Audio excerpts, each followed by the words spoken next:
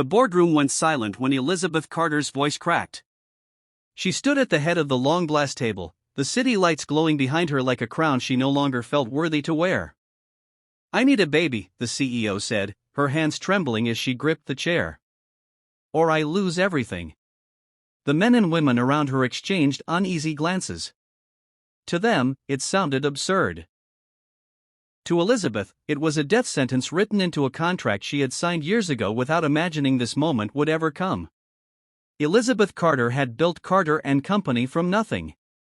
After her husband Daniel died in a car accident 12 years earlier, she poured her grief into work. Sleepless nights became her comfort, success her shield against loneliness. Investors trusted her brilliance, but the founding family of the corporation had one condition buried deep in the agreement. The company must remain under a family-led legacy. At 52, unmarried and childless, Elizabeth had reached the deadline. If she did not present an heir by the end of the quarter, the board would force her out, and the company would be sold piece by piece. Her life's work would vanish. Doctors had been honest. Adoption would take years she didn't have. Surrogacy required legal approvals that wouldn't move fast enough.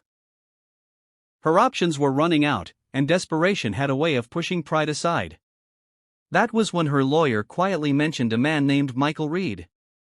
Michael Reed was everything Elizabeth was not. He lived in a modest neighborhood on the edge of town, in a small house filled with laughter and grief in equal measure.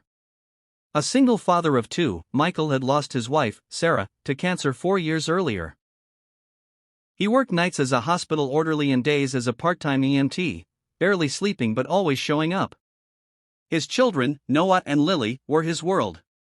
Every decision he made was filtered through one question: would this protect them? Elizabeth first saw Michael not in a suit or a meeting, but in. "Emily," he said quietly, holding the paper between his fingers. "You left this." Her face drained of color. For a moment, David thought she might run. Instead, she swallowed and nodded. "I'm sorry," she said.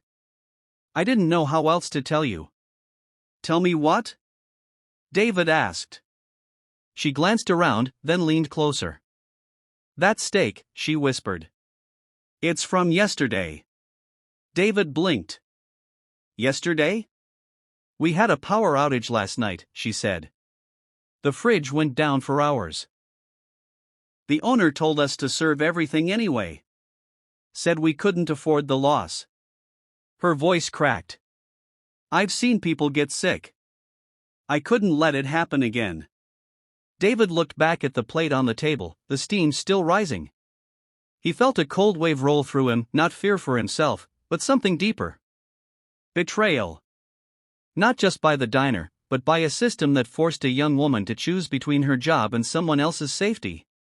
"Why tell me?" he asked. Emily hesitated. "Because I saw you counting your money before you ordered. Because you look like someone who can't afford a hospital bill. And because I know what it's like." David's throat tightened. "What do you mean?" "My dad," she said softly. "He raised me alone after my mom died. Worked himself sick just to keep us fed. People took advantage of him because he was desperate." Her eyes met David's. "I couldn't be part of that." For a long moment, neither of them spoke. The diner noise rushed back in. Plates clinking, a baby crying, the bell over the door ringing. David pushed the plate away. "Thank you," he said finally. "You did the right thing." She nodded, but fear still lingered on her face. "If my boss finds out." "He won't," David said. "Not like this." David returned to his booth, but he didn't sit. He watched. The owner, a heavy-set man named Frank, laughed with a regular, completely unconcerned. David felt anger rise, but he forced it down. This wasn't about revenge. It was about responsibility. He paid for the meal anyway, leaving.